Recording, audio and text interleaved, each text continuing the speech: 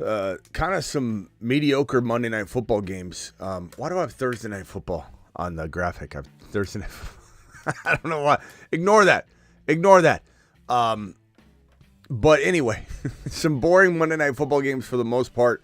We had some good performing players like Jefferson, 7 for 73 and a touchdown right here. Aaron Jones, 86 and a touchdown. Sam Darnold got it done, but wasn't magnificent. But we're going to talk about Sam Darnold because the one of the titles of this show, one of the pieces of the title is that the Vikings need Darnold. This offense, this team, it's all firing on all cylinders. Now, we know they're probably going to take it into the playoffs, see what's what before they even consider what they're going to do with Sam Darnold. Sam Darnold is going to command a lot of money. We went over last night what teams need quarterbacks. It appears with the two rookies, we'll call Ward and Shedeur the top two quarterbacks, and they go to, let's say, the Giants and the Eagles, the Giants and the Raiders. Your boy needs. I need a little sugar. I need a little energy. We broke down the teams that need quarterbacks. We're going to say that the Giants and the Raiders get the two top quarterbacks, meaning the two teams in the AFC that need a quarterback would be the Titans and the Jets. The two teams that really need a quarterback in the NFC are the Saints, and we said the Giants are getting one of the rookies, the Saints, and probably the Seattle Seahawks. So Fields, Darnold, two quarterbacks that are going to go potentially, sightseeing in those cities. And will the Vikings bring their A game and say, you know what, we'll pay you top dollar. I know we drafted a quarterback. Maybe they even trade trade said quarterback McCarthy over to one of these teams. We'll talk about that and more. Bijan looked phenomenal. They just didn't use him the right way all game. He ended up getting his yards at the end of the day. The Fantasy Football Show begins right now. File on in.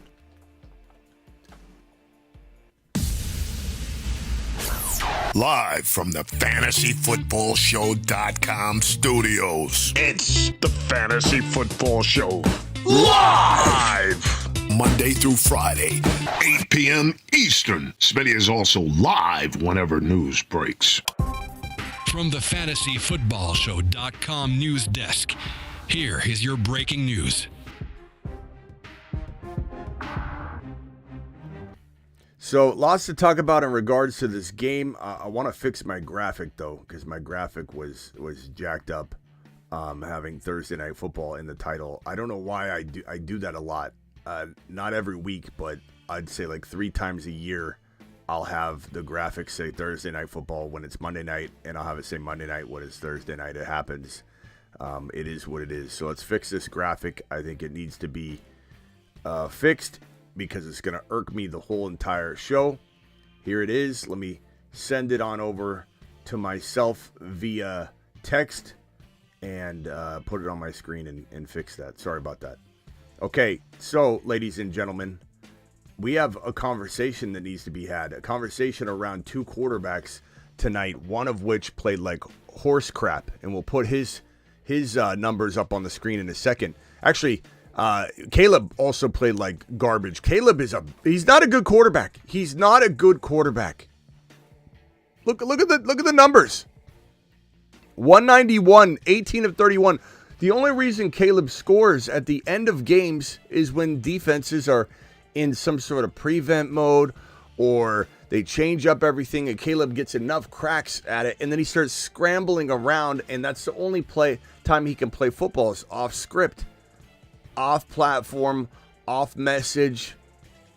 Game plan's got to be all jacked up. He can only play in a tornado. And he didn't have good help in college, which a lot of people use as an excuse as to why Caleb was always running around and he plays off schedule.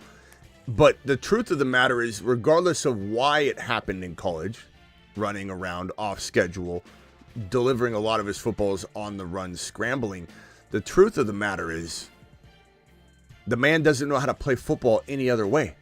And when you try and play him in the pocket, he's garbage. 18 of 31, 191, 1 TD, and those TDs always come at the end of the game. He looks like trash for an entire first half, and then he delivers 82 yards and a touch to Keenan Allen. DJ Moore, 8 for 46. Rome Odunze, 2 for 39. DeAndre Swift had a touchdown called back, so he could have had a better game. 79 yards and no touchdown. Swift with 1 catch and 10 yards. This is a very, very different game for Swift if he scores that touchdown. It's kind of a shame to see him get like 8 points when he really got you above 10. But Caleb looked like trash. The Bears look like trash. Caleb is not a great quarterback. Could he someday become a good quarterback? Maybe. But Caleb is not a good quarterback. He's not. Imagine taking Caleb over JD5. We said it all offseason. Imagine doing that. Poles should be fired immediately. Ryan Poles should not have a job any longer because he's responsible for draft. He's responsible for skipping on Stroud. Okay, and I know Stroud's played like trash this year, but for the most part, we know Stroud's a good franchise quarterback that will come around. He's learning. But you pass on Stroud. You pass on JD5. You draft Caleb number 1 overall. You pass on getting a Kingsbury, somebody who was a coach to Caleb Williams. Kingsbury was his most immediate QB coach at USC in Caleb's last year. In college, the year before this year, Kingsbury and Caleb were at USC together. They're like this. They're like family. He considers Caleb like almost a son to him. And you interview him, and you move on, and you go get Shane Waldron. That's on Ryan Poles. Everything's on Ryan Poles. Why does Ryan Poles have a job?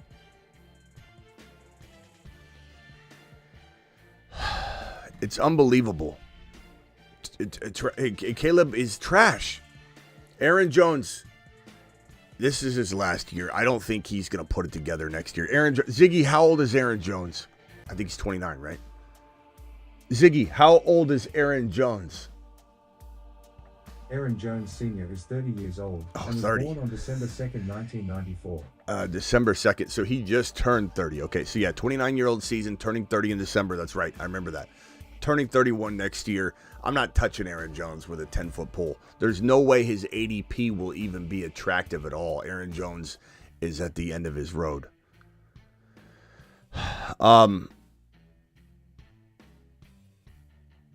Sam Darnold, we'll do some phone calls and see what you guys feel is the correct path for the Vikings. Do you think the Vikings need to offer Sam Darnold a big fat contract, and will he take a little bit of a discount to stay put in an offense he knows is good for him? There's no way Sam Darnold goes anywhere else and thrives. I don't think so. I'm not saying Sam Darnold is a paper tiger or that Sam Darnold is a quarterback that everybody's fooled about right now. I'm just saying that he's in a perfect world.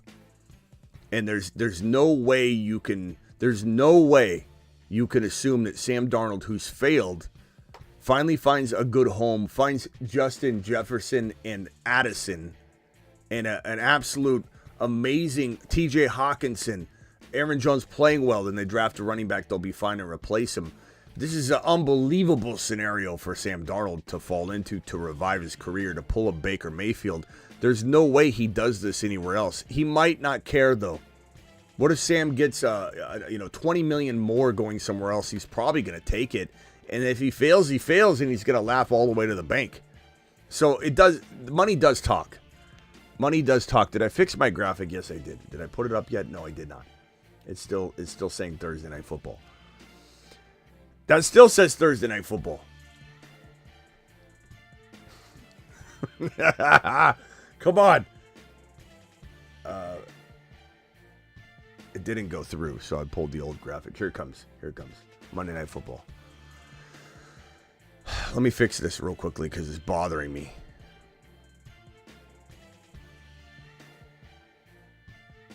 All right, so get out of here, Thursday Night Football. There we go. Sam Darnold, Monday Night Football talk. Let's look at this right here. I pulled the other game stats on screen here, and we can go over this. We'll start off with the Falcons side of the football. Kirk Cousins needs to be replaced. This team looks so bad. It looks they're crawling against a Raiders team that doesn't know front to back. They don't know left from right. and you're crawling along, and you give the Raiders an opportunity to win the game at the end there, and you just think you're lucky stars that you won this game. Kirk Cousins looked bad. 11 of 17, 112 yards, a touchdown, and INT. Thank God Bijan Robinson got 22 carries, and he was ripping 5.7 yards a carry because he would have got nothing in this game. One reception. You don't check down to Bijan? You don't give Bijan 4 or 5 receptions and 6-7 targets? What's wrong with you? Why is this man still in the lineup? Kirk Cousins is mundane. He's boring. He's one-dimensional. He's not the future. Your future is Penix Jr. You drafted Penix Jr. in the top 10. He's your future. Why are you clinging on to this situation when you're scraping along? And the win enables the coaching staff to just continue on the same course. I don't know that Kirk Cousins put a lot of distance between being sat and replaced by Penix based on this win, but the win certainly gave him buffer room. Like my example on the 8 p.m. show, like when you're playing a video game and your life bar goes down to like one more hit and you're done. Cousins was there. One more hit, one more loss, one more big, huge 5-interception game, and that little life bar would have went 0, and he would have been, no more lives left. Penix Jr. comes in, his career is gone. Here at least in Atlanta. But this win gives him time to rebuild that life bar to like 20%, 30%. It's a shame that the win enables this staff to not look in the direction of Penix Jr. You drafted Penix Jr. in the top 10. You clearly think he's your future. You don't have to say, well, what if he isn't? What if we turn to him and he's worse? You wouldn't have drafted him if you thought that. So you obviously love Penix Jr. What are we doing? One of these quarterbacks, Sam Darnold, needs to be retained by his team, the Minnesota Vikings, and they have a good alternative as well. But they could trade said alternative. They could trade McCarthy, J.J. McCarthy, over to Seattle, over to Tennessee. The teams that we, I'm sorry, here, let me see. Where's my, You could trade McCarthy over to the Jets, the Titans, the Seahawks, or the Saints, potentially. I'm not saying I believe in J.J. McCarthy. I wasn't the biggest advocate of J.J. McCarthy, but or you just say we got a rookie who's cheap, and if Sam Darnold doesn't work out, we're good to go. That's probably what they'll do. It's probably a smart play. The team's very, very well-rounded. They draft a running back. They replace a couple pieces that they lose in the offseason. The Vikings are a pretty solid team. They can maybe afford to just say, you know what, we don't necessarily need anything. We'll just keep J.J. McCarthy. So Sam Darnold needs to be retained by his team. Kirk Cousins needs to be traded. Dead cap is unreal. There's no real way out of this, but he needs to be traded or benched, and Penix needs to come in. And then you got this other guy named Caleb Williams looking like trash. You can't give up on him. I'm not saying that, but this organization's going to fail him. This organization is the same organization that failed Justin Fields. Fields was not a bad quarterback. The Bears tried to break him. The Bears sent a broken man over to Pittsburgh. And then what does Tomlin do? Decides not to fully repair him. Tomlin decides to not fully nurture him, not give him the credit he deserves, not anoint him the starter. And I'm not saying Russell isn't doing what Russell's supposed to be doing, but Fields earned his job. Fields earned that start. Regardless of how Russell's played, Fields earned his start. And at least at some point they should have acknowledged that. They didn't. Tomlin didn't. So I don't know where Fields is in terms of his potential path of success 2025 and beyond. I would love to see Fields end up in let's say Seattle with DK and JSN. I would love to see. Don't send him to the Saints. He'd be broken further. Don't send him to Tennessee. Tennessee's one of the worst teams in the league, and Tennessee's going to be awful, absolutely dreadful next year if they don't get a top 2 rookie quarterback, which they probably won't. Maybe they trade up, do something. But Tennessee's going to be awful, dreadful. You don't want any of your players on the Tennessee Titans. Maybe Pollard will be an interesting play next year. That's about it. It's like Tracy. You can only trust Tracy so much because he's on a very bad team, and you don't really know what the usage is. Spears is grabbing a hold of some of the work. Tennessee's essentially a black hole environment. The New York Jets, I do think Fields would be good in New York. Send Fields to Arizona, and trade away Kyler Murry, send Fields to the Jets, or I say send Fields, he can go wherever he wants, but I'm just saying, fantasy gods, send Fields to Arizona, trade Kyler Murray, and get some sort of, I don't know, defensive help, offensive help, draft picks, whatever you can get for Kyler Murray, and sign Justin Fields to throw to MHJ. Let Justin Fields turn MHJ into his DJ Moore. If you remember, DJ Moore was always missing something, right? Always a step behind, never fully unleashed or free. And then Fields turned him into a top 5 to 7 wide receiver. Now, everybody thinks, oh, Pickens isn't good with Fields. It's the offense. It's the offense. It's the fact that Tomlin never, ever gave Fields his own keys to the house in the kingdom. Tomlin forced Fields to wear shoes that were custom made and designed for Russell Wilson. That's why Pickens and Russell and Fields didn't do well together. That's why their rapport wasn't great. Don't blame Fields for not connecting with Pickens, because we already saw evidence that Fields and DJ Moore were a top 5 to 7 wide receiver creation. So you put Fields in the right environment, you support him, you nurture him, you get rid of that piss poor play calling in Arizona, find 2 new coaches, offensive coordinator and head coach included, and you have them revamp this offense and center it around Fields to MHJ, Benson up and coming, McBride, absolute top 2 tight end in the National Football League. You work on the defense. That's how I would fix the Arizona Cardinals, and I'd do it in one offseason. And if I was the New York Jets, I'd bring in Fields, and I let the offense be built around Justin Fields so that it's not boring and mundane and absolutely putrid to watch. Because you center it around a quarterback that doesn't scramble, and you don't run your running backs right. Because whenever you feed Breece Hall, you win games. It's just ridiculous to me. So how some of these guys end up controlling these teams and making decisions and getting into head coaching positions and GM positions, like Joe Shine getting his shine box on over in New York, it baffles me. I feel like we as a collective group could GM one of these teams better than the 3 or 4 teams we're even talking about. Caleb Williams is going to get fail. They're going to fail him in Chicago. They're going to fail him. This is the same brass that put Shane Waldron, who I made sure to make known all offseason is garbage. The guy had never called rushing plays on his own walking into this Chicago situation. Shane Waldron ran 2 wide receiver set system in Seattle, and you're bringing him over to what? Not play Rome Odunze, who you drafted in the first round? Instead of drafting an offensive lineman, you draft an offensive lineman, or you draft a wide receiver in Rome Odunze. You bring in Shane Waldron, who's not going to use him, and you say, this is the best situation a rookie quarterback has ever been handed. What do we say? The best situation that a quarterback has ever been handed. What do we say?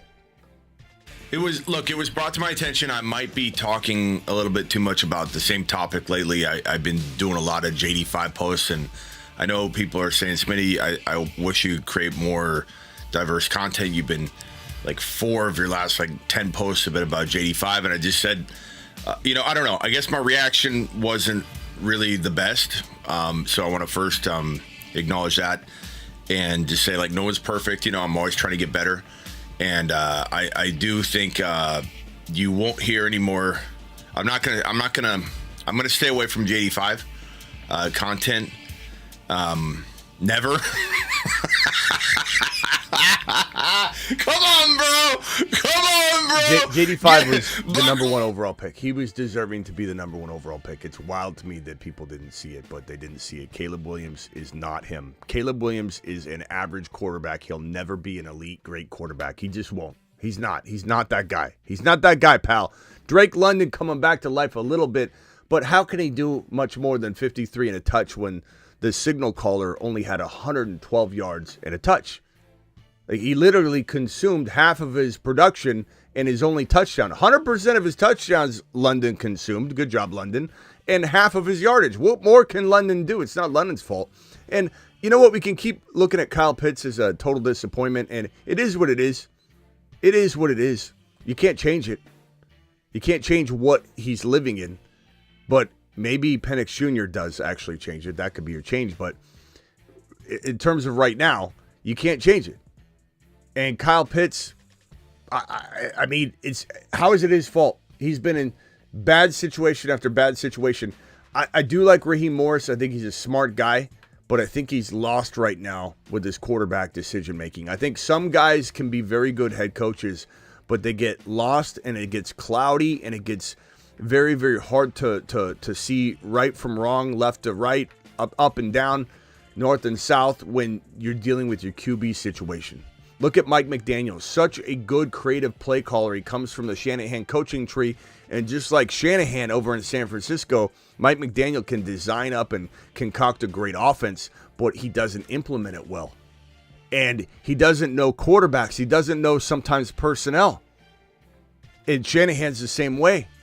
Raheem Morris might be, in a similar sense, a guy that I think is maybe the right guy for the job, but he can't be making decisions about his quarterback, apparently, because he doesn't know that his quarterback has run his course.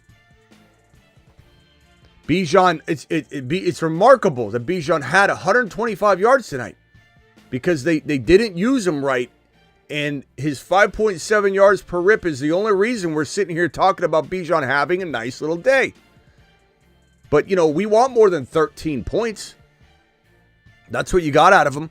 12.5 rushing, about 14 points roughly, give or take your scoring format.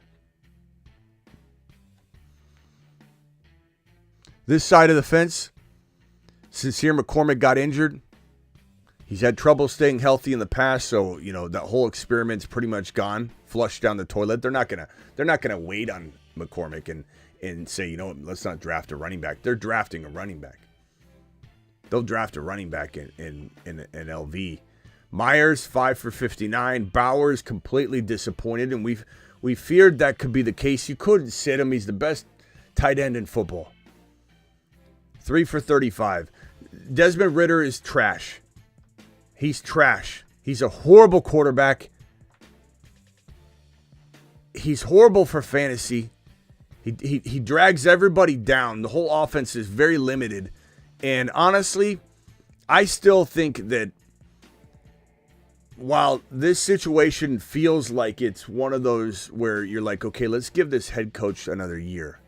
But this is the same decision maker that decided not to move up in the 2024 NFL draft to go get Penix Jr., to go get Bo Nix. He sat back with his hands behind his head and allowed everybody else to go grab the quarterbacks. And therefore, he put himself in a position where he didn't go after Justin Fields. He could have went and got Justin Fields. Didn't decide to do that. Didn't move up. Let everybody else grab a quarterback. Decided to wait and play it cool and sit there and be patient. So why are we so excited about Pierce? Because he riles up his players, and could he be a good coach next year? Could he develop? Sure.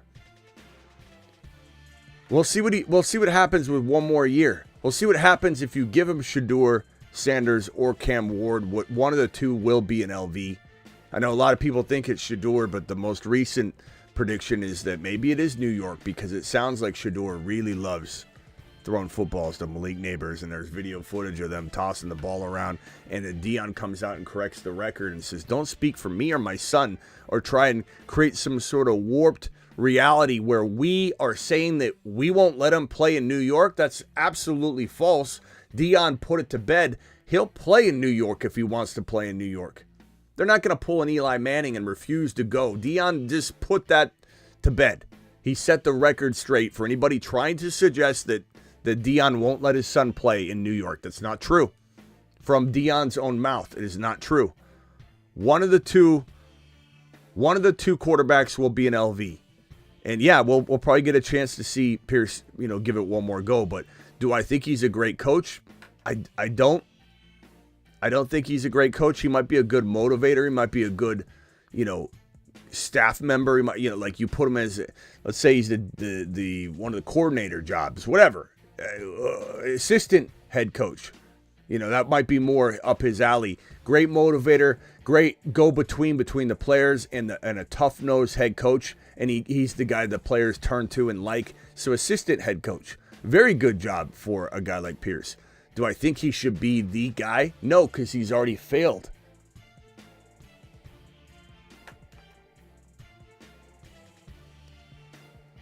Bowers, let's hope Bowers gets his quarterback. If Bowers doesn't get Shedeur or Cam Ward, we're in trouble. If Pierce screws this up somehow, we're in trouble in terms of Brock Bowers. But if Bowers gets his quarterback, Cam Ward or Shedeur Sanders, then I think he goes to the mother flipping Jupiter. Goes to Jupiter. He'll be a Jupiter man. He'll be a Jupiter man. No doubt about it. For those that don't know, they've been living under a rock all day. David Montgomery is probably out for the year, at least the fantasy season, and then they're doing testing and further looks and further opinions to try and see if he can even come back at all during the playoffs. But that means Jahmyr Gibbs is going to freaking Saturn. To Saturn. I mean, Jahmyr Gibbs is going to explode. Jahmyr Gibbs is going to be probably the number one running back overall for weeks 16 and 17 combined.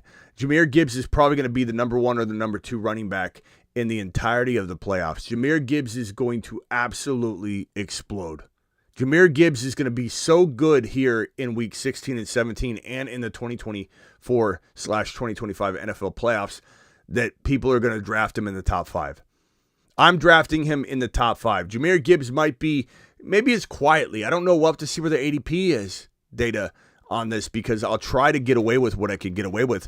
But Jahmyr Gibbs is probably going to rank around, for me, if I'm just spitballing my take, my ranking that might not have to do with ADP, it's going to be Jamar Chase. It's going to be a couple other people for consideration. But inside that grouping that goes 2, 3, 4, Gibbs. Jahmyr Gibbs is maybe my number 2 or 3 overall. Gibbs might be my number 2, number 3, definitely in my top 5 overall. And you know who's going to say he's not? People that don't own him. People that believe in Monty over Gibbs and they're still telling that story, that fairy tale.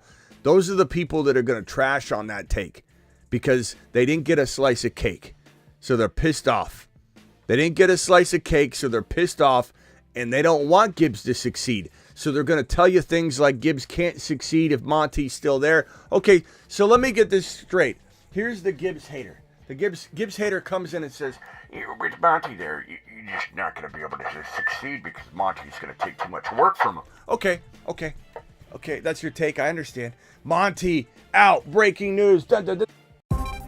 From the fantasyfootballshow.com. News. Monty out for the season. Now Gibbs gets the ball all to himself. Okay, what do you think now, hater? Wait, I know what I said earlier about, there's no way Gibbs can be good with Monty in town. But now that Monty's hurt, Gibbs isn't going to hold up under the workload. Gibbs is not going to be good without Monty. Take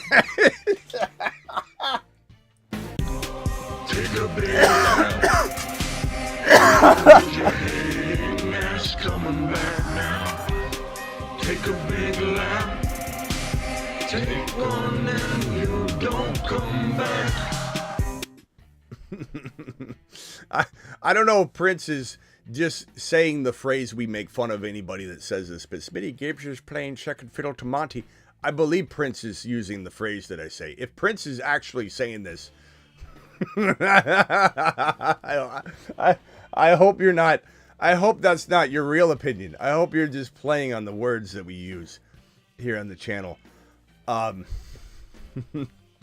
Gibbs going to the moon. People are so wild. And as we proved it on the last show, the people that hate Jahmyr Gibbs also trash talk Devon Achane. The people that hate Achane and Gibbs also trash talk Kyren Williams. And I venture to say the people that trash Kyren, Achane, and Gibbs also trash Chase Brown. These guys aren't your prototypical running backs. Either was Alvin Kamara. How's Alvin Kamara been doing over the course of his career? pretty damn well. I remember a guy named Warwick Dunn that did pretty well. Size doesn't matter. What matters is how you're built and how you play. And are you going to complain about Ashton Genty being too small? Is that the next thing we're going to hear from the Kyron, Achan, and Gibbs hater, which is the same hater? They hate all three. They didn't get a piece of cake for any three of those situations, so they're bitter. And they don't want you to eat your cake, so they're in here to tell you that Gibbs can't be amazing. Slayer, what's up, bro? What's up, Slayer? I'm worried about Gibbs. Finish him. I'm worried about Gibbs.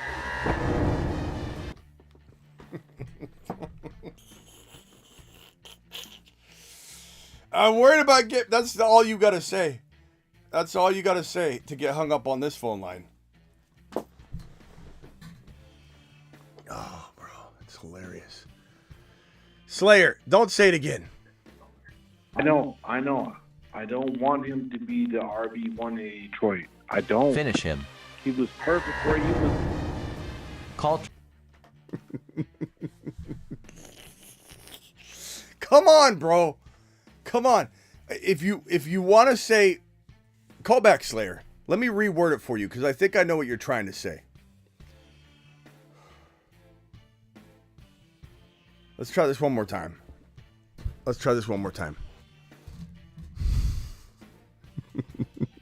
The reason what you said doesn't make sense is because this is a small window of time. You don't call in and say you're worried about Jahmyr Gibbs when we're in week number 16. Okay, this is not... Had this been week 1 and you're like, okay, now we got like 16 straight weeks, Smitty, of not having that extra running back. They're still bringing somebody in. Slayer, they run the ball 500 and let's say 72 times. Let's call it 555 times just to be, we'll lowball it. Divided by 2, Slayer, is 277. It doesn't matter if Gibbs is there without Monty or Monty's there with Gibbs. Somebody's taking 200 plus carries. It doesn't matter who it is.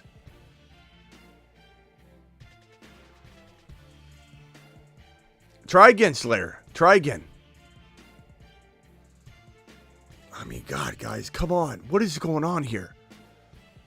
It's somebody, whatever show or content creator you've seen that has convinced you away from Jahmyr Gibbs, for your own sake, stop watching them. What are you doing? Go ahead, Steven. Try one more time, Slayer. What's up? What's up? Yeah, for the previous call, that's wild. I'm absolutely stoked. I got Jahmyr Gibbs, so I hate that it did happen to Monty. All prayers up for his health, but Jahmyr Gibbs going to the absolute moon, right in time for playoffs. So big for the show and big for all the owners out there. I just had a question going forward as I go on to the second round of my playoffs. So I got my wide receivers are Nakua, Metcalf, and MHJ, and then JMO. How do we feel on Metcalf and MHJ going forward? And also with Monty coming out, possibly, using Jahmyr Gibbs. They're not as trolling. A solid running back 1 in the Lions. Do you think JMO is going to get more looks with Yes. the higher tempo? I do think so. In E111, they're not trolling. Slayer's a very serious caller. It's not a joke. These are not jokes. I know it's hard for some of us to understand that a person literally could think that Gibbs is in trouble or he can't be a good running back. Like I'm telling you, there are so many people. There are so many people that they listen to other content that is also biasly driven against Gibbs because maybe they didn't promote Gibbs enough and they feel like I'm very unbiased. I know some of you think I'm biased. When I'm digging in, it's because I truly believe it.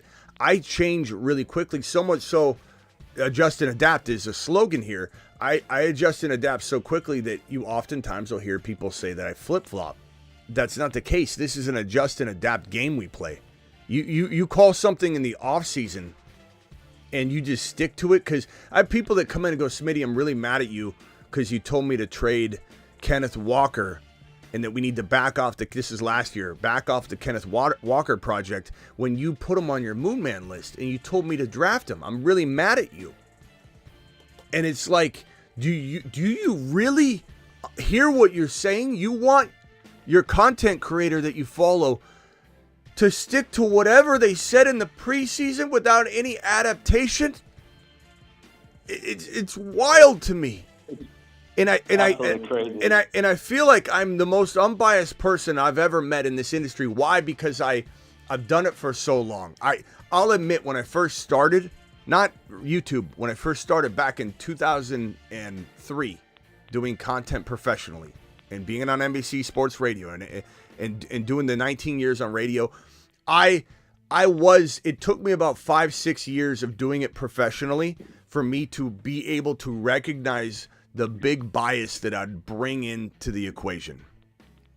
And I would say things like, okay, I put a lot of weight behind this prediction. It's got to come true. Instead of changing directions and adjusting and adapting when things aren't going good. Even in the case I see some of you say about Dell, even in the case of Adele, my conviction, even if I end up being wrong, my conviction about why is true. It's not built on bias. You've seen me flip off a player as quickly as in 1 week. If I don't feel that it's going a certain way, when AR5 was playing like trash before they benched him, we did have to jump off that train. And look what happened. They benched him. It wasn't going the direction it needed to go, and we knew it was going in that direction really quickly. That's adjusting and adapting. Now, was it the right call to bench him? No. But could you feel that it was going in a negative direction and it was time to jump off the ship really quickly? Yes. It's similar to like Achane last year. You know, he wasn't having a full workload, and look what he's doing this year with the full workload.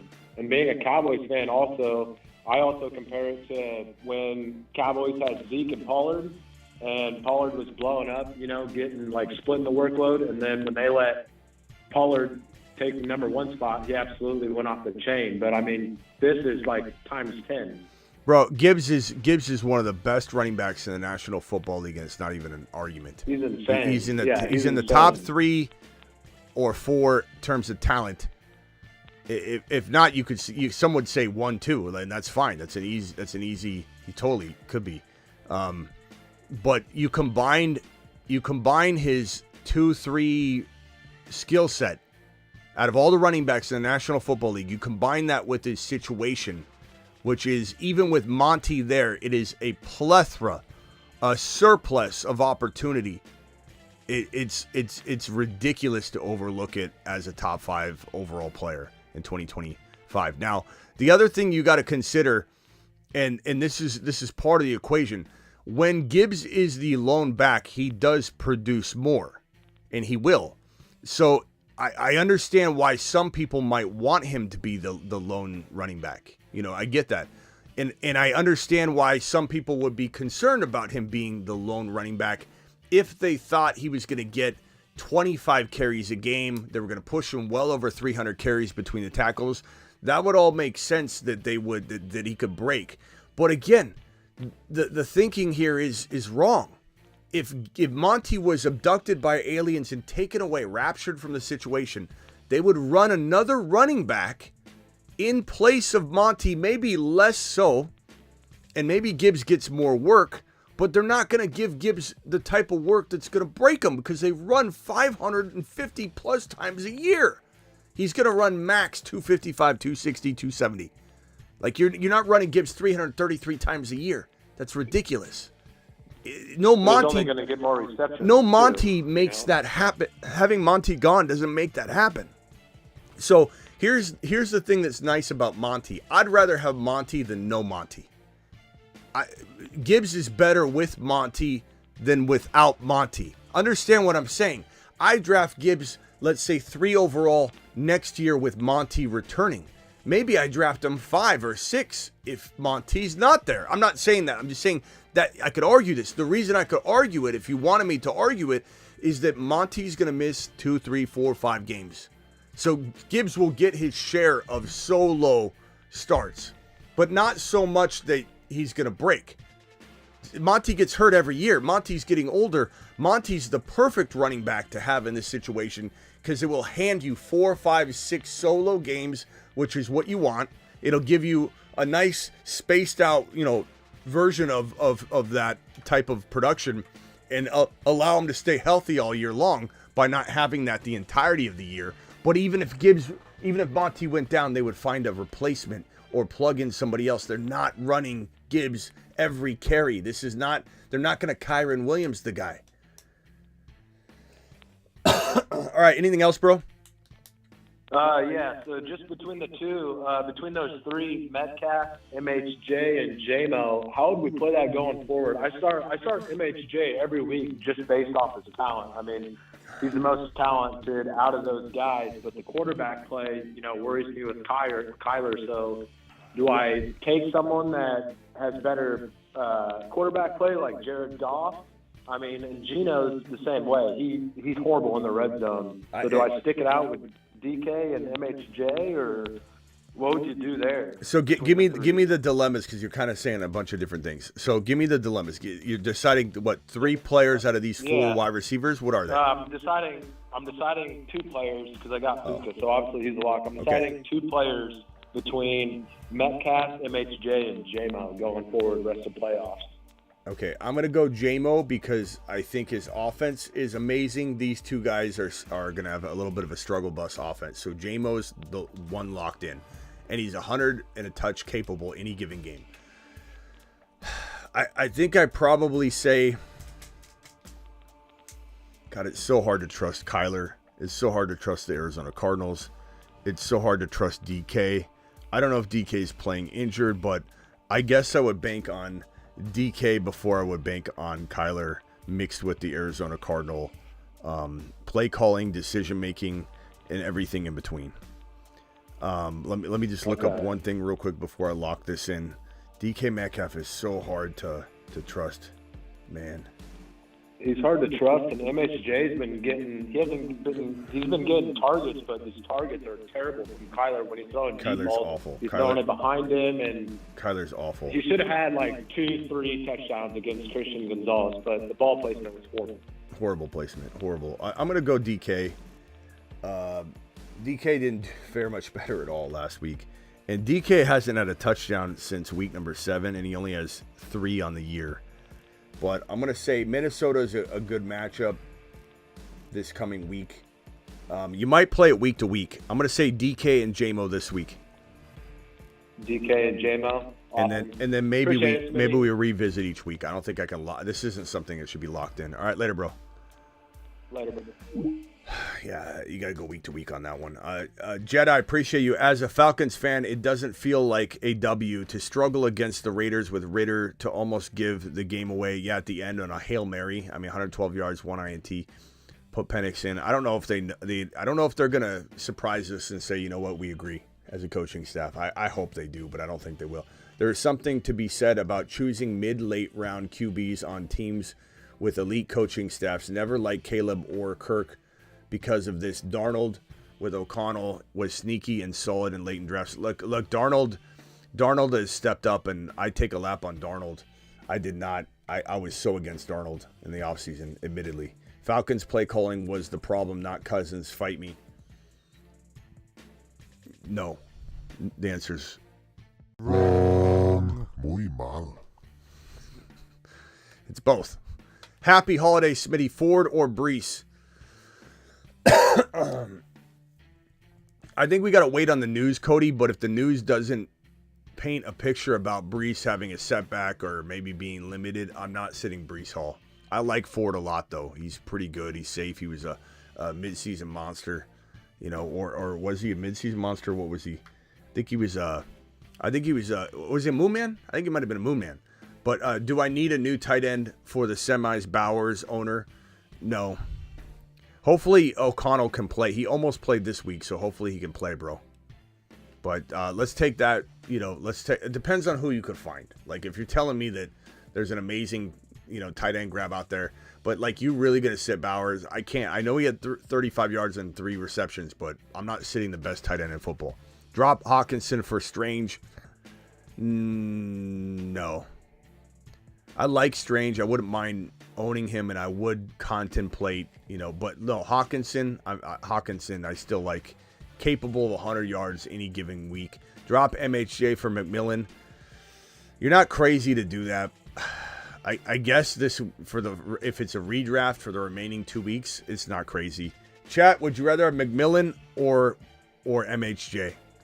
Maybe McMillan is safer. I'm going to tell you this, though. I'm going to be a big MHJ supporter in 2025, assuming they at least get new coaching staff, play calling, all that, and even if Kyler stayed. But I still think the Cardinals need to look at getting rid of Kyler Murray. I hope they do. The Bears should have never got rid of Fields, agreed, and should have drafted Marvin Harrison Jr., agreed, and that would have been DJ Moore. That's a pretty good offense. Exactly, Buffalo. They should have did that. They didn't. It was an absolute debacle.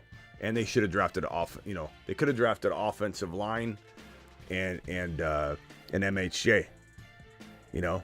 Thanks for the content, Smitty. Unfortunately, I am first round exit due to the Falcons defense pending any weird point corrections. Well, pros, you got to play in more leagues. Also play Underdog. Promo code Smitty. Your season's not over because you can start a Week 16 contest with all the knowledge you know now right here just by hitting that link. Code Smitty gets it done as well. Make sure you don't walk away from Week 16 and 17. There's still some fun to be had. But appreciate you and my boy. We're going to start 2025 content now. And thefantasyfootballshow.com. And I launched it pretty much tonight. I'll put a new screenshot up of what it looks like. This is not what it looks like. It's basically redraft and dynasty divided so that and it's filtered in the color-coordinated dynasty versus redraft. I got away from dynasty this year too much, and I want to get back into having an equal share of content on both fronts. So thefantasyfootballshow.com. Memberships are even up and ready to go. Got eliminated tonight. Thanks for the great season. Everything I just said about playing Underdog, link in the description, link in the live chat, and getting ready for 2025 applies to you as well. We start right now for 2025. This isn't like, I take a 2-3 month break. January 1, but really earlier this week even. I'm going to do some 2025 content. But January 1, we are full go 2025. And we're going to blow every other channel and content creator and content producer out of the water this year. We're going so balls to the wall 2025 immediately. Thanks for the I just read that one. Redirected, appreciate you. JT and 2025 first rounder for Gibbs. I would take Gibbs. For sure. Slayer, you can call back in, bro. Let's just start over. Gibbs to the moon, but he was good. I don't know what this means, Slayer, but I appreciate you. I have Achan and Gibbs. Agree with you, Smitty. Thank you, Marcus. Appreciate you. Ray G, when is Morris going to wake up and realize that Cousins should be a backup QB and not the starter? I don't know. I wish I knew the answer to that. The fantasy playoffs has got us all stressed out. That's a great way to put the reason people are saying wild things, is a lot of people are just completely, stressed out to the max. $20 hauler from DeBalt going to town on this one. Super chat 20. Alert. Super chat alert. It's my boy DeBalt to the moon. I understand all of the Brees worries out there, but unless I have a top 10 running back to replace him, I'm not sitting Brees in all 6 leagues. I have him this week. He gets me another chip, or I'm going down with the ship. He's Brees. I can understand that. And the fact that he scored a touchdown and salvaged his week, and I'm still excited about Brees to a degree, for sure. In Dynasty, do I trade Gibbs for Marv and Kincaid? Absolutely. No, what? No, Alex. Take a big lap. What are you talking about? Dynasty trade Gibbs for Marv and Kincaid? Hell no, don't trade Gibbs. I just said in redraft he's top 3. What do you think he is in Dynasty? A middling team, what do you think of MHJ's current situation? It's garbage. Like, we got to pray it gets better, Alex. Absolutely not, bro. That would be one of the biggest mistakes you could possibly make is get rid of a a stud like Jahmyr Gibbs for a player we love but needs a new situation.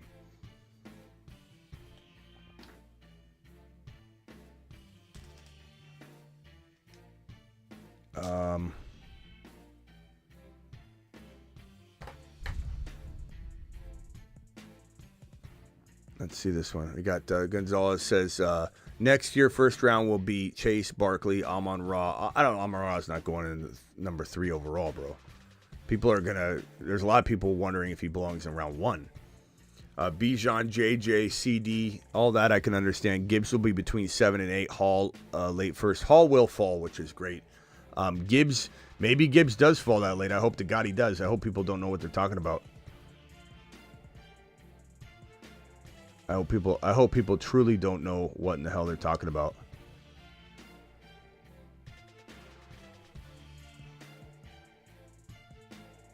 What else we got?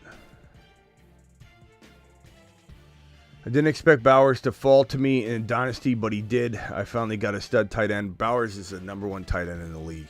Now, if O'Connell comes in, I think he returns to form.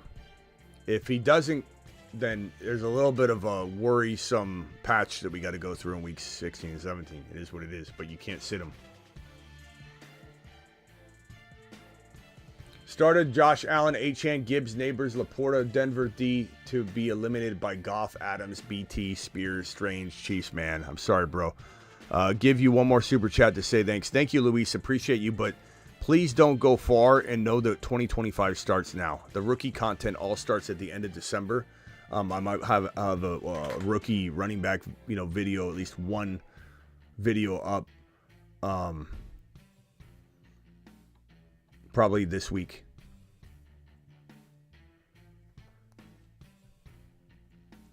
Do we think Kamara sits? No. I mean, I don't know.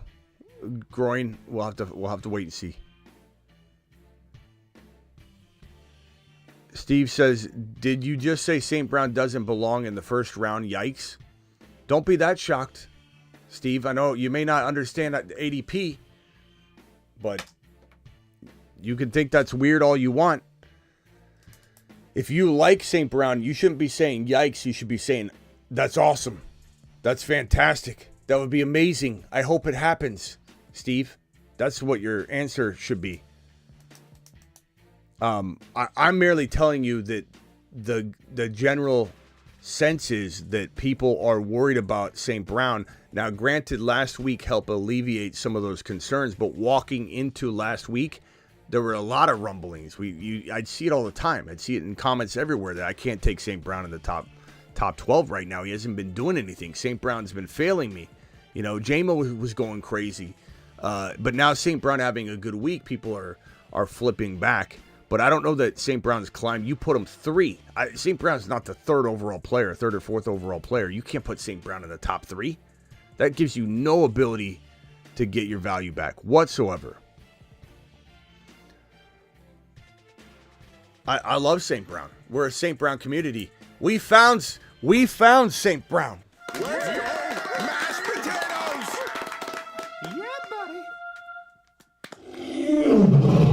Legend has it if you say St. Brown 3 times in the dark in the bathroom, you will immediately lose your league. We told you about St. Brown, but that doesn't mean he's the number 3 overall pick.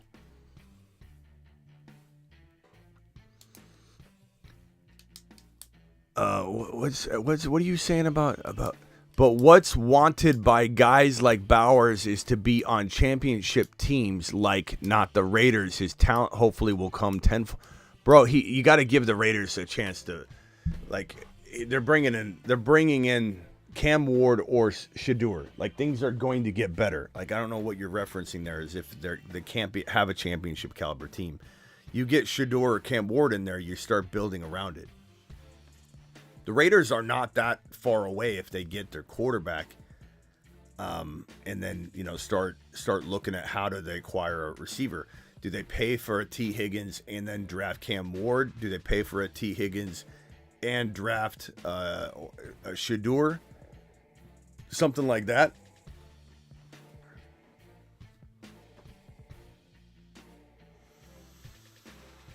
AJB or Henry in the flex. I know everybody wants to run away from Henry right now,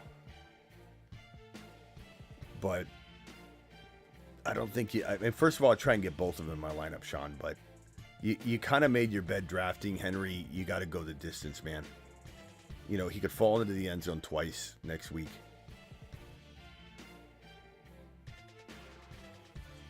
But really, you got to play both of them.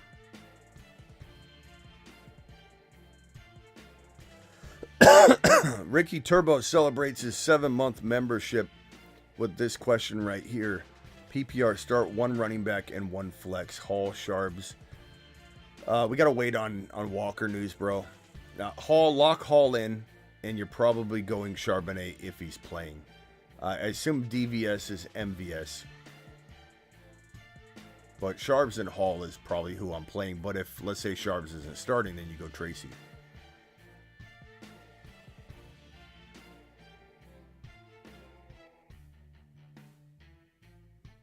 Penix Jr. needs to start. I agree.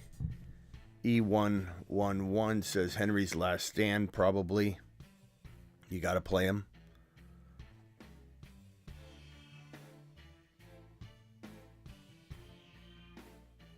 Who you all taking at the 1.1 in Superflex PPR leagues in 2025? Josh Allen? The guy that's finished as the number 1 QB pretty much every year he's played in the league. You got to take Josh Allen, bro. It's not even close. Shedeur going to Vegas 100%. You can't say that, bro. Is it the most likely landing spot? Sure. Are they in the top 2 to draft him? Yes, they'll probably will be. Are they? Is there a shot Cam Ward goes there? Sure. Do the Giants step over the situation and make the decision for him? Maybe. Like, that's why you can't say 100%. You can't. You can't. Shedeur could go to New York. Yeah, Josh Allen for sure. I mean, you got 2 teams involved in this.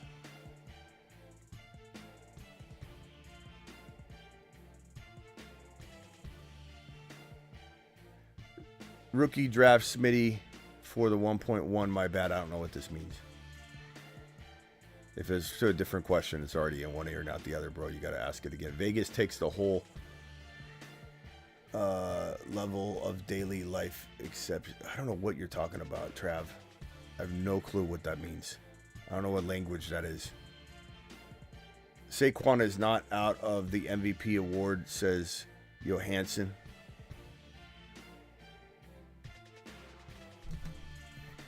Sounds like you have a beef with the Raiders, bro. Is that what Trav is trying to say? I don't even understand what he's saying.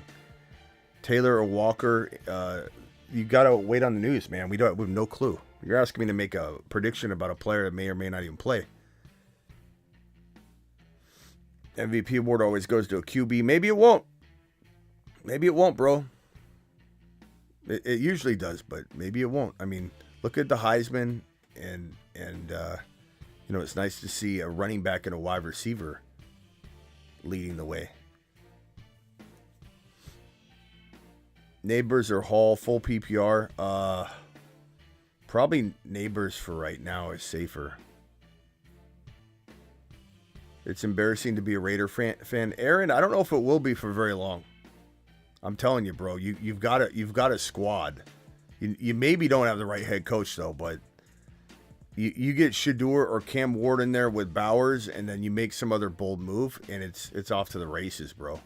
I'm not saying it'll fix in 1 year. Bowers or Bucky in my flex. Bucky right now, Garrett. You have to go Bucky. Hurts or Jaden Daniels. They're both fantastic plays. Let's attack that later in the week, bro. When we get closer. Smitty, should I bench Cup this week? Don't trust him after last week. Well, what don't you trust about him?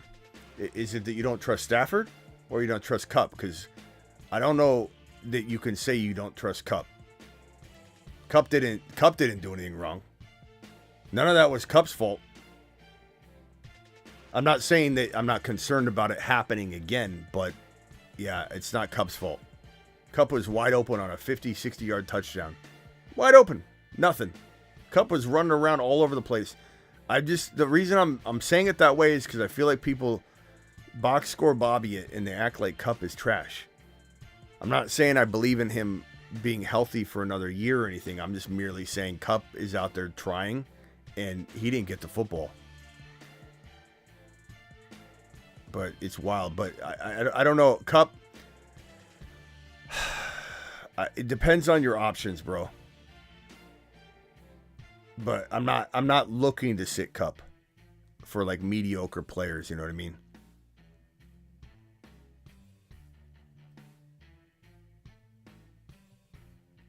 Like, if Kupp has a higher of, like, 40 yards on underdog, I'm smashing it. Let me just put it that way.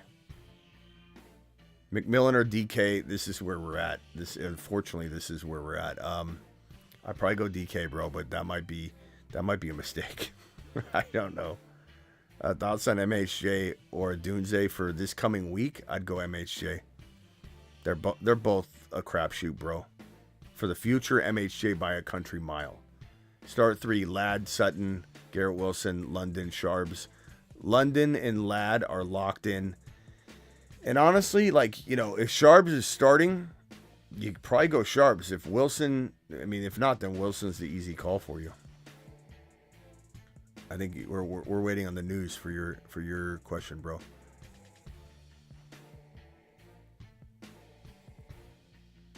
I mean, God, call in. Call into the show. Call into the show. Let's take a few more and then got almost 500 people in here. Hit that like button first of all. Smash that subscribe button. Slap it if you're new and hit that like button. Por favor. Do it live. Rock out, you're live. What's up? What's up? Had a close loss with the Devontae League. I'm sorry, bro. I'm sorry. I lost 160.34 to 160.62. You still almost pulled it off, bro. Yeah, at the Falcons defense. Yeah, sorry to hear that. Played QB waiver wire content for Mahomes owners. Playoff QB waiver wire content. I mean, we had the waiver wire show. It's probably hard to find it, so let me show it to you. But here, take a gander at that. So with Mike Evans having a great finish to the year, we think how's with him next year? There's your QBs, bro. I would say, thank you, redirected. I would say, Ziggy, how old is Mike Evans? I just want to find out his birthday. Like 32, 31. Ziggy, how old is Mike Evans? Damn it. Ziggy, how old is Mike Evans? You son of a... Mike Evans is 31 years old. So, he was born on August 21st, 1993. Ziggy off. So 32 in August. Mm-hmm. I think people will be very reactive to his age. And I think he'll be a bargain to a degree. So I could see myself investing. But we got to wait and see where his ADP falls. People are going to be scared by his age. And that'll be both good and bad. It's good because you'll get him at a bargain. But it's also bad in a way because I don't want to overinvest in him because there is a huge risk. So I don't want to be... in a situation where I'm drafting him in every draft because I'm like, this is a bargain when there's a true risk involved. So it just kind of depends. But he's probably going to be good, just won't be as good, but he'll be very good. But the drop off happens quick. Julio Jones, everybody thought he'd have another year or two. They kept buying into it. They're like, this is his final year. He was done. You could tell he was done. Julio's one of the best wide receivers to ever play. And it was painful to watch him trying to gallop down the field. And it hits you so quick. And Mike Evans has played so many years. This guy continues, like he's going to slow down at some point. And I'm not saying that he doesn't squeak out one more partially good year, like where he's playing 8 games, 9 games, 10 games, and he balls out in like 6 of them, but then doesn't, you know what I mean? Like where you take his combined points for 6, 7 games, add it to the complementary piece that you're starting in his stead in the other games, and then you have a top 8 wide receiver. Like that's the kind of thinking you have to have with Mike Evans. Can I couple a player with him, i.e. a Mooney or a JSN from this year, because those are both values, right? Can I take that player with Mike Evans and say, here's a top 12 wide receiver. I'm starting Mike Evans until he gets hurt. Then I start this guy. That's how you got to look at it. But Mike Evans was one of the best calls of the week. For this channel anyway. Yeah. What else? With Walker, we think it's a good spot for him to go if he got traded. To trade. There's not a lot of teams that need a running back. We went over this last night at all. There's not a lot of teams at all. Yeah. We said that Cleveland needs an RB. The Raiders need an RB. Basically, and then also, I'm just looking in the AFC real quickly, and then we'll see what the Titans do. We'll see what the Chargers do, but then you go over to the NFC, and it's like the Vikings might need an RB. The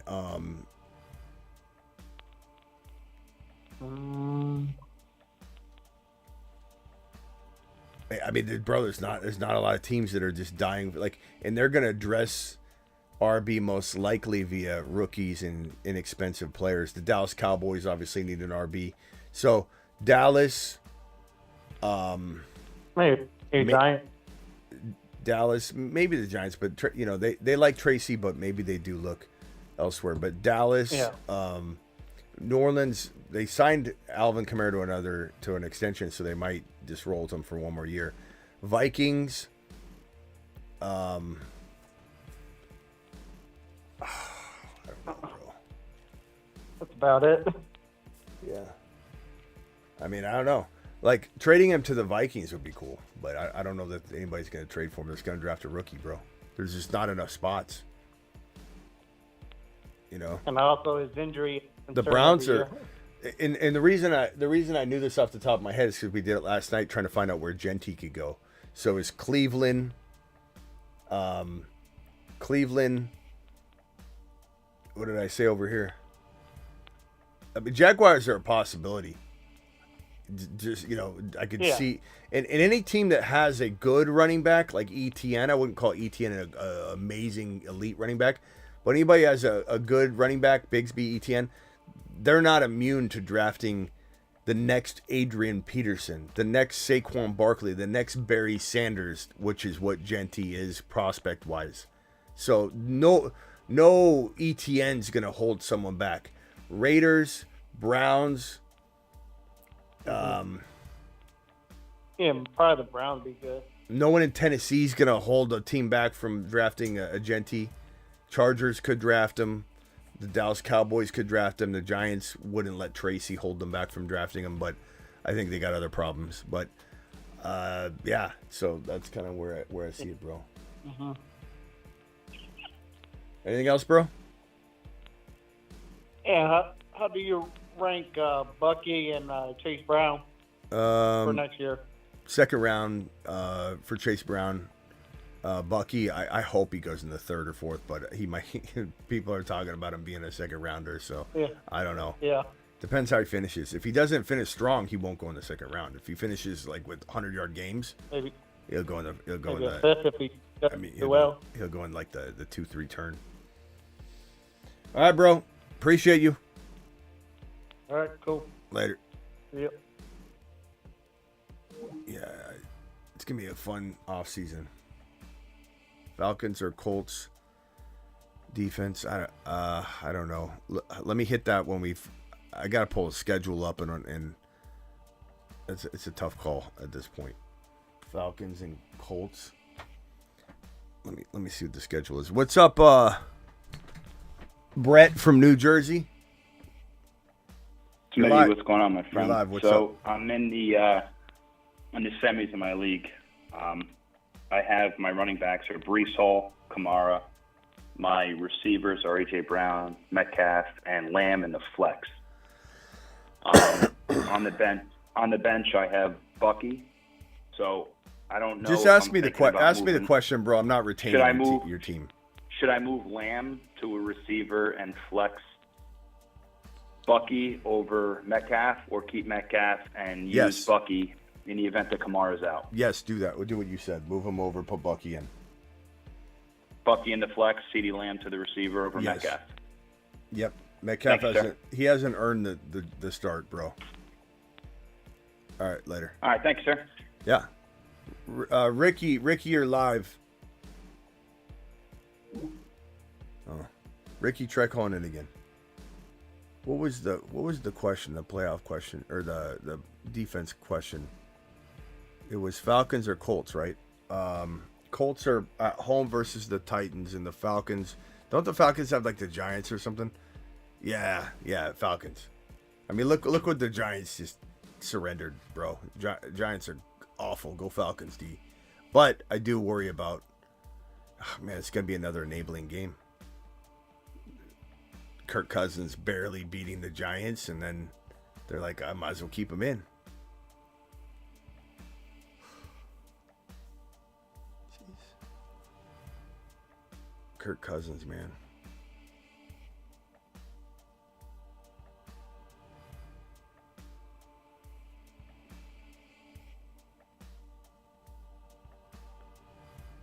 To make sure you have a sure thing, I would like Ashton Genty and Dowdle. I mean, bro, Dowdle is a piece of trash next to Ashton Genty. And I don't mean that in a disrespectful way. Dowdle's been amazing, but Dowdle's a backup immediately. Ashton Genty is the best prospect since Barry Sanders. You know, so like there's no sharing or anything. Like he's holding his jockstrap. And that goes for Benson and James Conner and Chuba Hubbard, and those guys are absolutely jockstrap holders if Genty lands on the roster. Now, I'm not saying a coach can't mess this up. I'm just saying from a talent perspective, if you were to bring Genty on your roster, Stevenson should be holding his jockstrap. Any Charger running back shouldn't even be in the same room as Ashton Genty. Najee Harris and Warren together don't hold a candle to Ashton Genty. And I'm not saying coaches can't mess it up, but Genty is literally trumps all of those people immediately if he's on the roster. Anthony, you're live. Quick question, Smitty. London, Hill, and Mike Evans. Should I trust Evans the most going into the next playoff game, regardless of who he plays? Because I doubted him this game, and I actually sat him. I got lucky. I still won, but I actually sat him. Didn't you see me hyping him up all week? I did, but, I mean, I trusted Tyreek Hill. I trusted him because of last week. Yeah, you start Evans. Evans is he's 2 to 3 TD capable any given game, bro. Is he over 1,000 yards? Do you know that by any chance? Did he get over 1,000 yards? I think he has. Let me just pull up his exact number. Evans has exactly.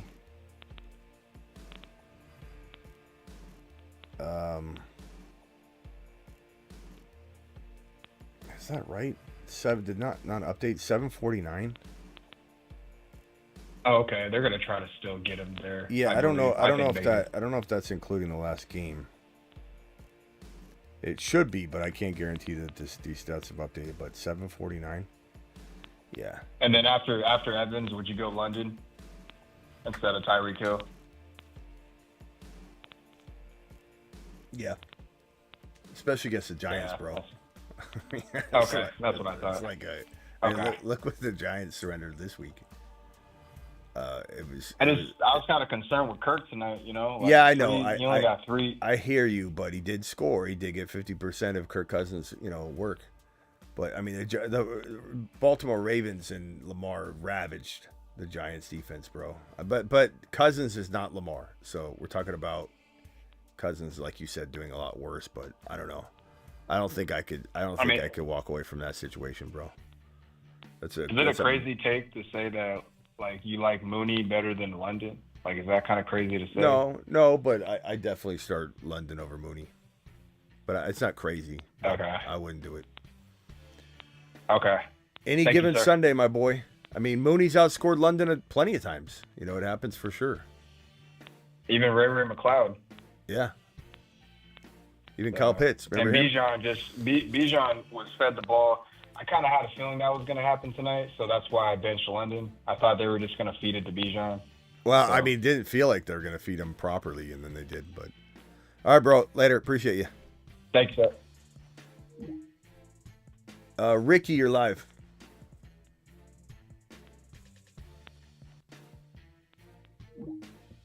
Okay, Ricky.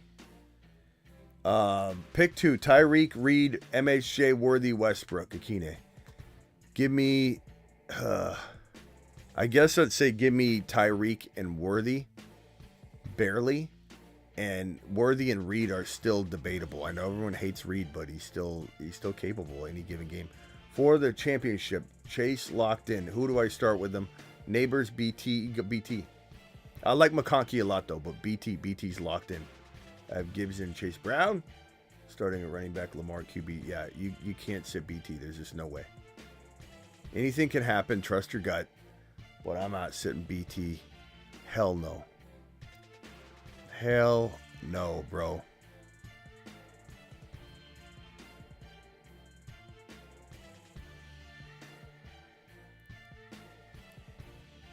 What is this saying here?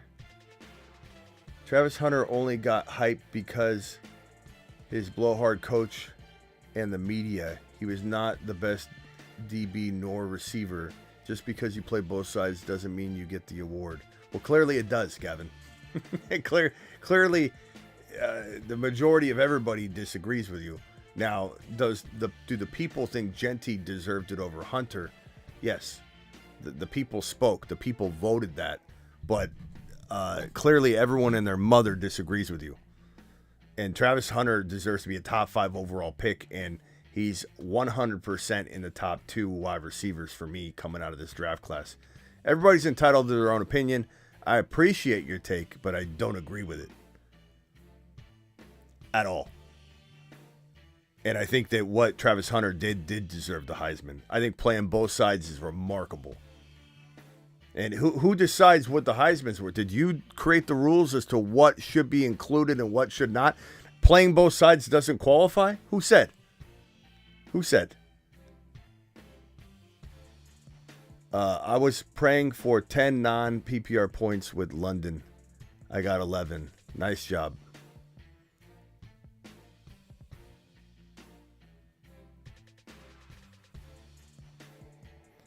College football is a big popularity contest, though. I think Travis Hunter is probably the 4th or 5th best receiver coming out. Well,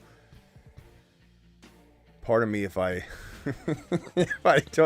I don't go off your rankings, Gavin, when I create mine.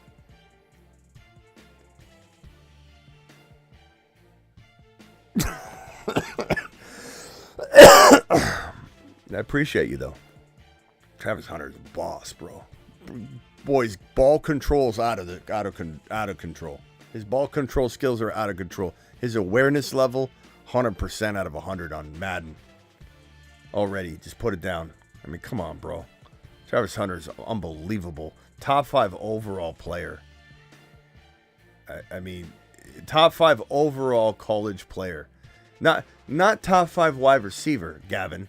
Top 5 overall college player. Deserves to go in the top 5 overall, and he will. And he will. And everyone and their mother's going to disagree with you.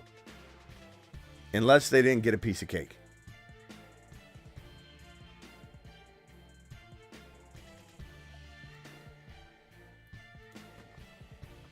You know what we need to play? Get buckied. Buckied. Buckied.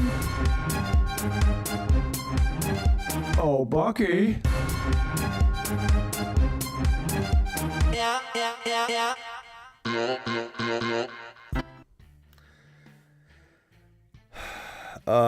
Who has the better career, Travis Hunter or Genty? How about they're both absolutely phenomenal, bro?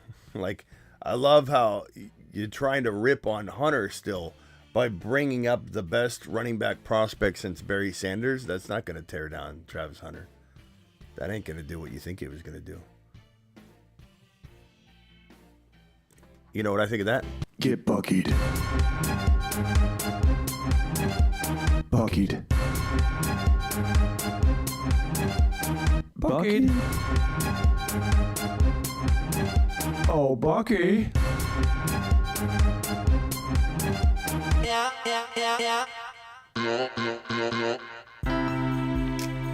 What's up, Tony? Yo, Smitty. What up? Thoughts on Strange on the Jags? What do you think about him going forward? You gonna start him next week if you got Otten? Sorry, I'm taking a Bucky bath. I can't hear you. Hold on. Thoughts on Strange? You hear me now? Thoughts on Strange? What about him? Yeah, you think he's a viable start? If I've got Otten and I picked up Muth, but I think he had 11 targets in this last game. I like them both, bro. Thinking I might, if I'm able to get him on the waivers, I might just roll with Strange next week. Yeah, no. I mean, we got looking at the waiver board here. Strange is the top tight end pickup of the week, and Muth is right below him. So, don't disagree with you at all. You think you'd rather roll Strange over Muth, though, right? You want me to say it again in a different way? Yeah, well, here, that's let me the try. number one guy. Want me to try it in Spanish? Number one. Hold on. Is that what you need me to say it 3 times? Here we go. ¿Tú hablas español? Me gusta Strange más que Muth porque Strange tiene mucho oportunidad. I don't know if that's That's not bad. That's not bad for a white boy. I mean, I don't know how many times I can say it though. Like that, I could do it twice. I could do it that. I don't have any French. Yeah, let's say the 3 times the charm. Let's go for the third time. Okay, let's try it again. Strange es un hombre muy grande. Caliente, es muy caliente. Simón, güey. Tiene un grandes zapatos. Grandes. muy. All right, later, bro. You're the man. Bye. All right. It is funny when people will be like, who do you like? Player A or player B? And I'll be like, player B. Really? Are you sure you like player B? Even though player B, plays on Sunday?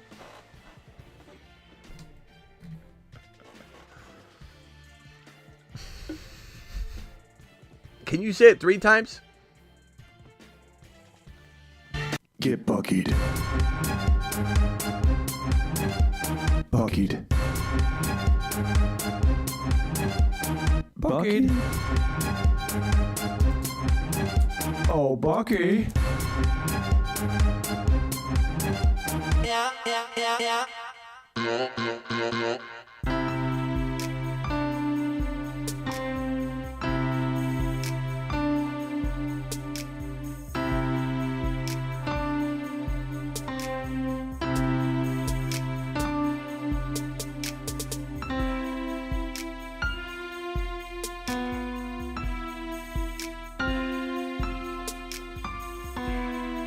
You know, a lot of people ask me to perform miracles on this channel. Smitty, make something amazing happen. And I say, you know what? I can.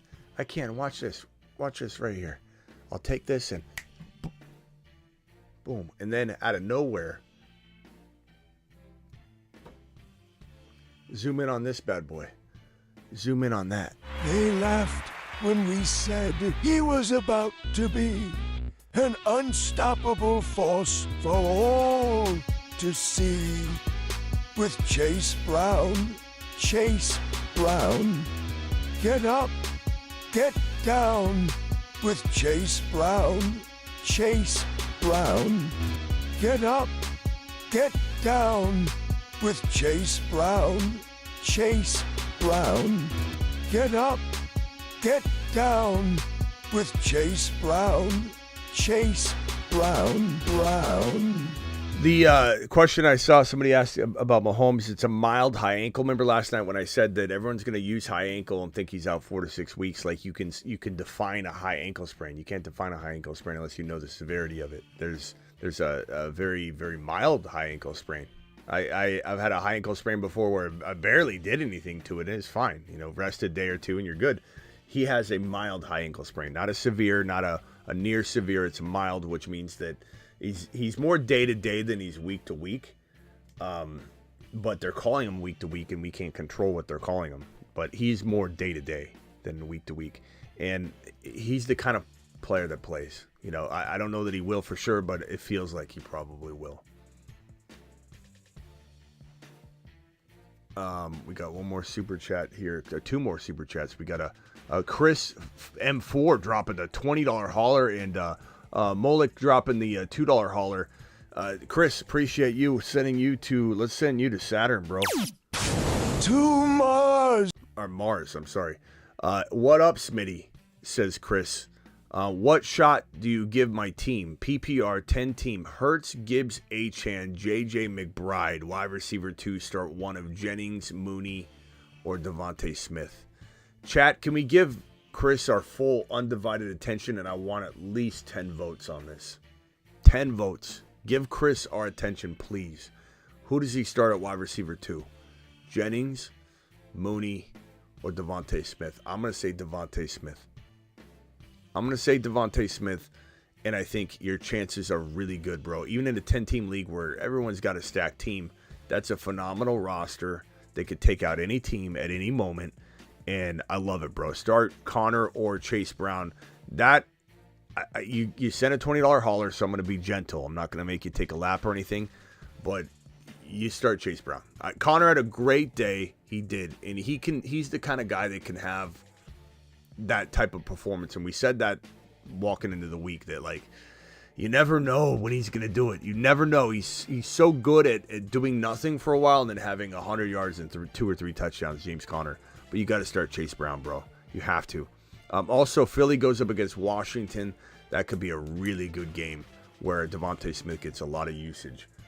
So Chase Brown is the vote for me on that, obviously. But can you guys vote on the wide receiver question, please? Jennings, Mooney, and Devontae Smith. Give me Devontae Smith against the Commanders.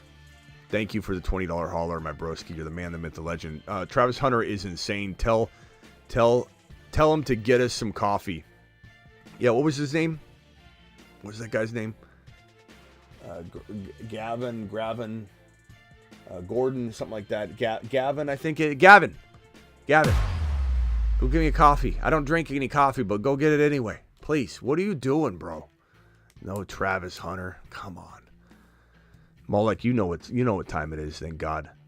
How could you not like why would you doubt Travis Hunter? You're like literally like you're just a hater of the team, of Coach Prime. Like you even said blowhard Coach Prime. You clearly have a vendetta against Colorado. You clearly have a vendetta against Coach Prime, and you're not objective. Your biased take is taking hold of your fantasy football knowledge base, bro.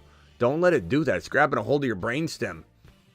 Like, you need to learn to let go of that. That's what I was trying to tell you guys. I really, truly bring a non-biased take to this fantasy football game we play.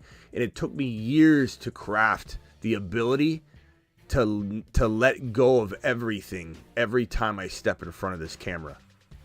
And try and truly and honestly evaluate a situation. You think it's easy for me to say that Sam Darnold's playing amazing and looks great? I didn't think that before. I'm not going to biasly, if I was biased, I'd dig my heels in and keep saying, don't worry, he'll turn into a pumpkin. Keep waiting. You got to be able to let that go. But Gavin, for you to be talking bad about Travis Hunter and then to aggressively say, oh my God, his blowhard coach in the media, like you're letting your personal feelings get in the way of your evaluation of talent. Smitty, perform a miracle on running back. I have Hall, Allen, and McCormick got hurt. Then Algier and Benson on my bench. Who do I play in the playoffs as a running back 2? So you have Hall as your running back 1. I don't know, bro. You almost got to go. McCormick, Hurt, Hall, Allen, Algier, and Benson. I guess you hope Algier gets a touchdown, but obviously Breece Hall's your starter. But you just hope, I guess, Algier gets a touchdown. That's probably the smartest play, I suppose. And Devontae Smith, MHJ, Shakir, or Tracy next week. Devontae Smith for me against the Commanders, but Shakir's a nice play. You could even say Shakir's safer if you want safety and you're projected to win and you just want like 11 points. Then go Shakir. But I go Devontae Smith. And snaps are a stat. Snaps are a stat. That's why we decided your eligibility for a red shirt or rank in the transfer portal. I don't know what you're suggesting or talking about in regards to that. Like, was there a question that came up that I'm forgetting? But I appreciate your super chat. Go ahead, Mike. You're live. What's going on, Smitty? What up? So we had I had a call last week, and we talked about what wide receivers to start. And I'm in the same predicament this week. We couldn't have went wrong last week, though. We got a stable of studs. I don't know if it's kind of the same situation, but we got A.J. Brown, JSN, BTJ, T. Higgins, Ladd McConkey, and Devontae Adams. Say him again, bro. A.J. Brown, T. Higgins, Devontae Adams, JSN, BTJ, and Ladd McConkey. I need 3. It's a full PPR. Bro, you're getting this wrong every week. This is ridiculous. Look at last week. Even looking at last week, Adams wasn't a lock in this situation. You have amazing options, and look what Adams did. Like, that's what you're going to have happen to you each week. You got to lock in BTJ. Adams' game and the way they played together, Rodgers and Adams, you almost got to lock in Adams. The Jets play... Yeah, I played him last week. The Jets play... who do the Jets play this week? Why am I blanking? At home against the Rams. That's a good game. That's a good game for Adams. I would say BT and Adams are locks. I would say Ladd is a safe play, assuming he's healthy and checks out. A.J. Brown is probably your higher risk, higher reward play, but there is higher risk involved, and he did get injured, but they said he could go back in the game, and he didn't because the game was, is over, essentially. So AJB, assuming all checks out, is probably the play I would make, but if you're worried at all, Ladd's really safe. Higgins is also kind of like in the same vein as Ladd. He's pretty safe.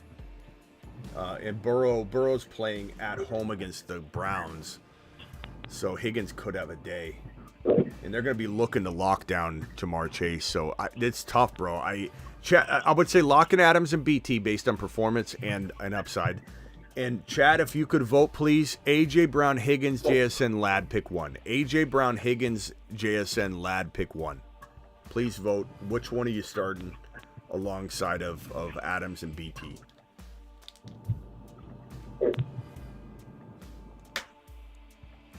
We'll see what the chat says, bro.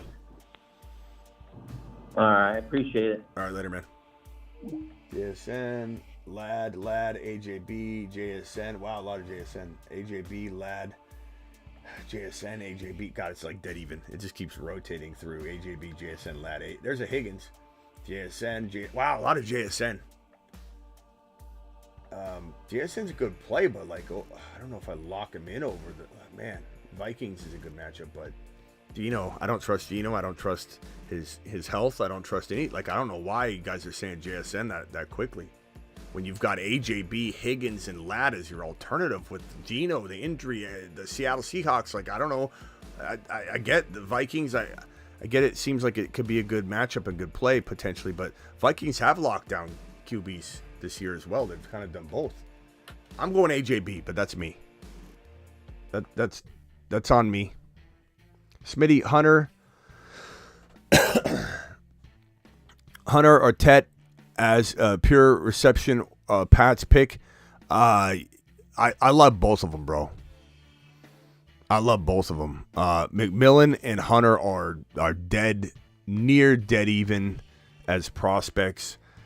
I think Hunter's better.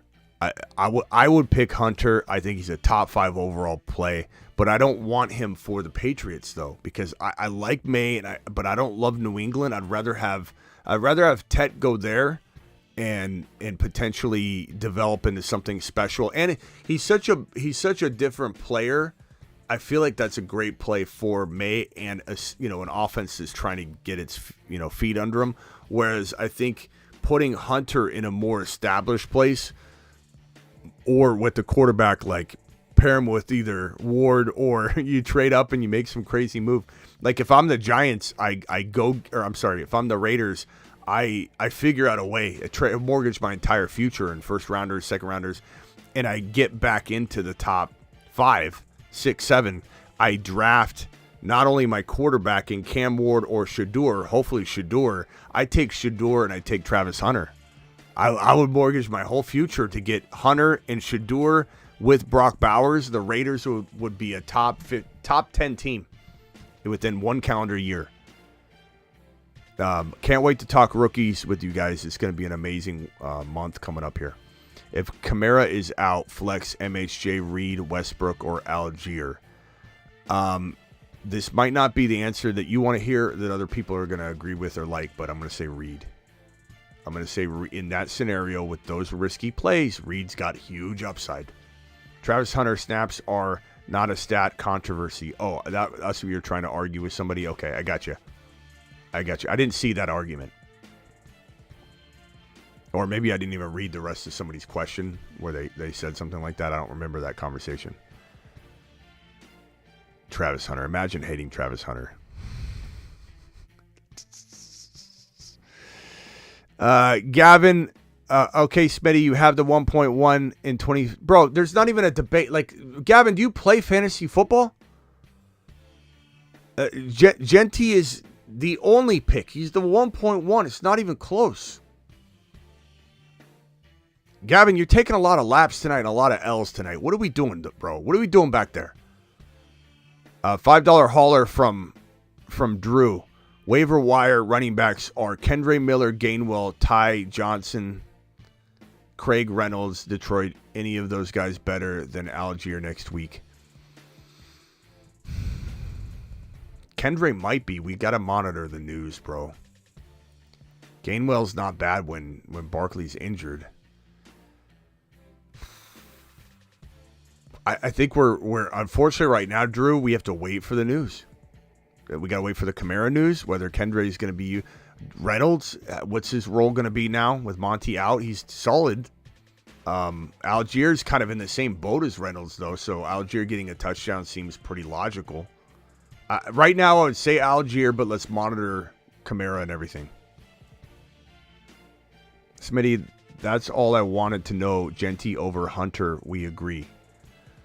Okay. Well, I mean, that's clear, though, bro. I mean, especially in fantasy. Like, that's, Hunter's an amazing player, but we're talking about an isolated position of wide receiver, and you don't like Hunter. And that you're entitled to your opinion, Gavin, but the way you said it and came across is as if the whole world agreed with you, and I'm just letting you know you're by yourself in the trash talk of Travis Hunter that you decided to throw out there as a receipt. And on top of that, getting aggressively upset about his head coach and stepfather, Deion Sanders, and saying the blowhard Coach Deion and the media are the reason why Hunter, like, you clearly are emotionally attached to this conversation in a way that's making you not look at it unbiasedly. You're looking at Travis Hunter with a biased lens, my boy, and it's written all over your face. I got a psych degree. You can't pull one over on me, Gavin. You can't pull one over on me. Trade Kyler Murray for a first-round pick, of course, bro. Sean, what I would do is trade Kyler Murray and the Cardinals' first-round pick to go get one of the top 2 quarterbacks. I just don't know that you can move up that high. I don't know that Kyler Murray and the Cardinals' first-round pick gets you 2 or 1. Number 1, the Giants and Raiders don't want to trade 1 or 2. The Giants and the Raiders don't. Your only hope is that the pecking order of the draft order ends up being that there's a space in between, and it's like the Giants other team Raiders, like you're like what's even possible at this point? You know, we got to look at that. So you look at the Raiders at 2-12. You look at the Giants at 2-12. Is it even a possibility?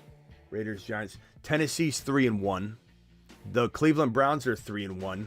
The New England Patriots are 3-1. So yeah, it is possible. So if somebody squeezes in between the Raiders and the Giants, and the Cardinals can breach that spot and trade Kyler and the first rounder for that pick and give up a future first rounder even, then the Cardinals can slip in and grab either Cam Ward or Shedeur Sanders.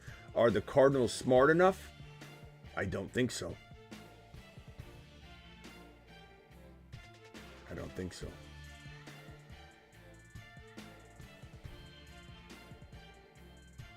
Drew, appreciate you. We need to have a show on this Arizona Cardinals making this move. They just got to slip into that. They got to find a team that doesn't need a quarterback, that wants to trade the pick because of the draft capital. Because you don't want to sit on the number 2 overall. Let's say the Raiders get 1 and they take Shedeur, and then number 2 is a team that doesn't need a quarterback. There's no way they're taking a non-quarterback. They're trading down. Why? Because you can't blow that opportunity. You don't need a quarterback. Like, let's say New England. They got Drake May. They don't need a quarterback. They would be crazy not to capitalize on getting... but the problem is they don't need Kyler. So then you're like, okay, what do you do there? Can you mortgage enough future? Can you trade Kyler for a first rounder, then take that first rounder, take the Cardinals' original first rounder, and take a future first rounder, and trade all of that just for the Patriots to move from 2 to wherever the Cardinals end up naturally getting slotted in round 1 in the 2025 draft. It would take that much to get the 2 pick. But it's worth it to go get Cam Ward or Shedeur Sanders if you're the Cardinals and you're like, Kyler Murray can't see over the offensive line. He just can't. Waiver wire running backs, Kendre already answered that one. Thank you, Drew. Appreciate you. Justin Rush, I'm a Pats fan. I kind of want the boring pick in Campbell. Not a lot of elite talent at the top of the draft. Give me a great tackle from LSU. Yeah, that is kind of boring. It's kind of boring, Justin. I don't know. Can we get back to the Cam Ward and Shedeur Sanders and Genty and Travis Hunter talk, please? All right, guys. I'll see you all tomorrow. Maybe we do a Cardinal show tomorrow on this. I don't know. Draft pick shows, or I don't know. It's good. It's fun topics. Fun conversation. Milestones. We got Ricky Turbo answered that one. Mark celebrating his 18-month. Thanks for your help, Smitty. Started 0-6. Moved on. Appreciate you, Mark. Mark, get ready for 2025. We're here, bro. It's here. Lunchbox. 25-month membership. And always enjoy the show. Take a bow.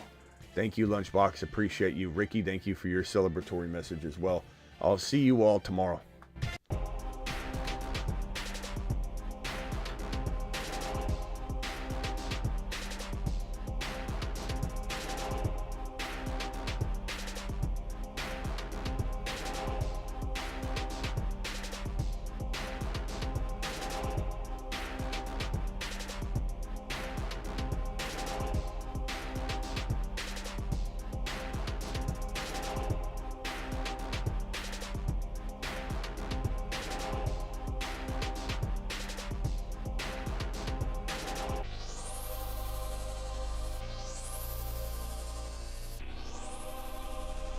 Hit that like button on the way out, please. Live Monday through Friday, 8 p.m. Eastern.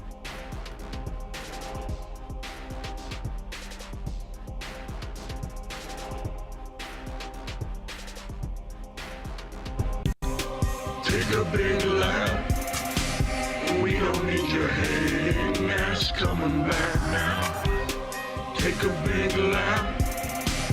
Take one and you don't come back.